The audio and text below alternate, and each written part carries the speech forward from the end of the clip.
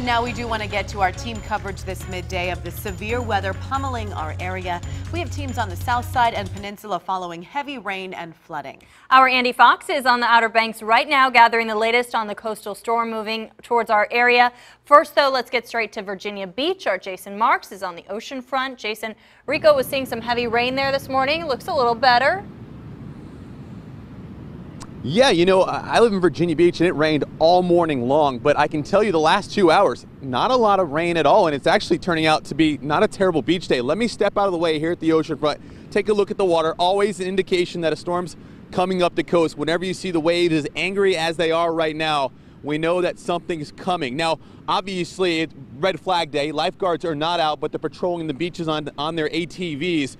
They're asking people to stay out of the water because of those threats of rip currents. You always have them in these situations like we have right now. Now, you mentioned the rain, heavy rain throughout the day. We heard about some localized flooding over on Princess Anne and Indian River roads, Pungo areas, for example. Got those where you had some ditches on either side of the roads. That's where you had some of the water that was covering. Now, we went out there about 45 minutes ago. We did not find any of that. But dispatchers were reporting earlier this morning that there was a lot of that flooding in that area, but that has now gone down.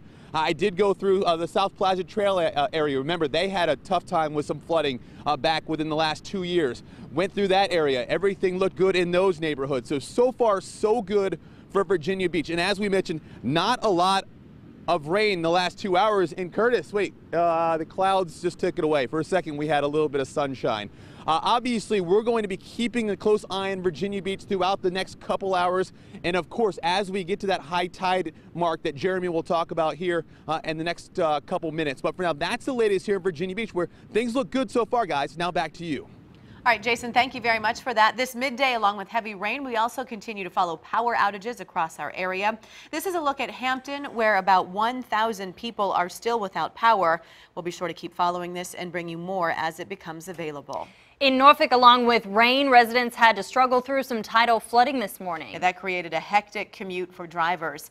Aaron Kelly is in Norfolk right now. Aaron, it was pretty bad earlier today. What's it look like now? We're on Madison Avenue in the Spartan Village, that's near Norfolk State. The water has receded, but you can see there's still some debris left behind right here on the sidewalk. When the water recedes, often we see that in some of the flooded areas. I actually just talked to a man who owns this property. He says he got a call this morning from his tenant there saying that there was water coming into the home, but it has receded for the most part here, leaving behind some of the debris. I want to get to some pictures we just got from a neighbor who lives out here of what it looked like earlier when even the water was coming up to some of the cars on this street. He says this happened here before, and when he was out this morning, it was in some spots waist high. I had to make it up to Corporal Avenue. It was just like almost going through a miniature lake, you know, and had I not had my boots on and different things, and it was challenging. Now, the city of Norfolk says yesterday their crews were doing their regular preparations for stormy weather, like working on making sure they were servicing their vehicles, checking on drains and pump stations. Today, their maintenance crews will be on call in case they need to do anything related to traffic lights or signs if the weather worsens today. And that's the latest here in Norfolk. Aaron Kelly, 10 on your side. With all the rain moving in, some areas, including the Outer Banks, have already seen some flooding. Our Andy Fox has been reporting live from North Carolina all morning long. Andy, you showed us flooding on the roads earlier this morning. How are things looking now?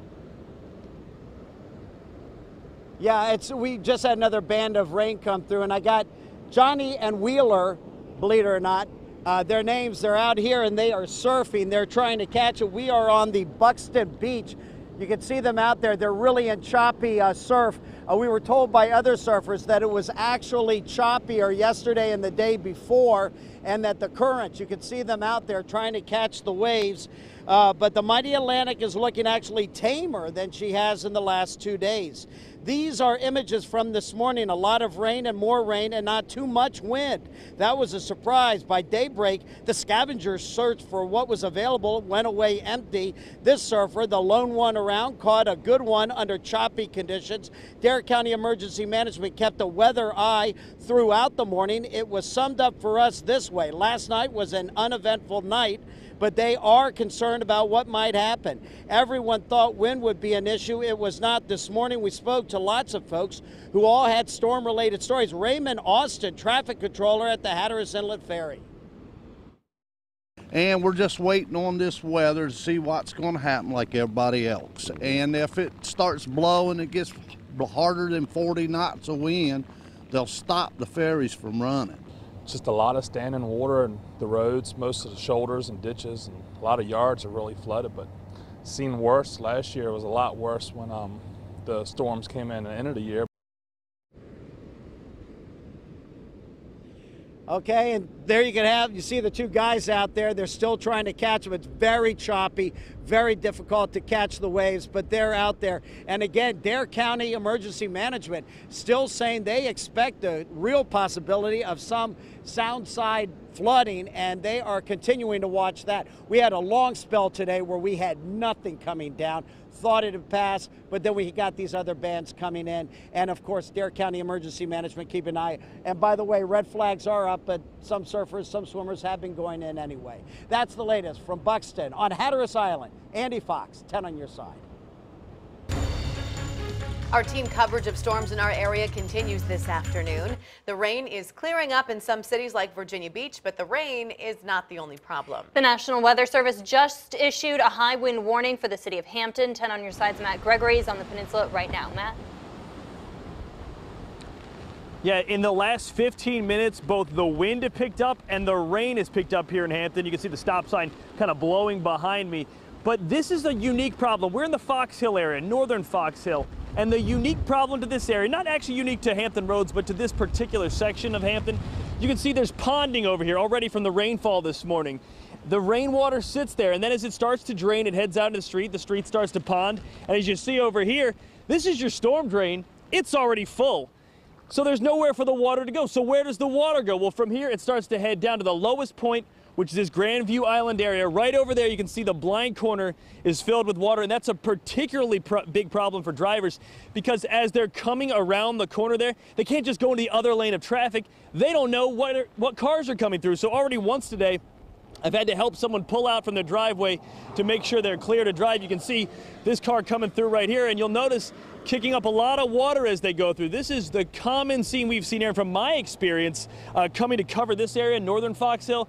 This is what we see right here. As you head towards Grandview Island, you see the marshland area flooding, and we're going to see more of that throughout the day. We've also had reports that Buckrow Beach is seeing some issues, so we're going to head there later on this afternoon as high wind and heavy amounts of rainfall on the peninsula are creating different hazards for areas like here in northern Fox Hill. We'll continue to follow this story throughout the afternoon. We'll be back with more after 12:30 today on Wavy News 10. In Hampton, northern part of Fox Hill, I'm Matt Gregory, 10 on your side.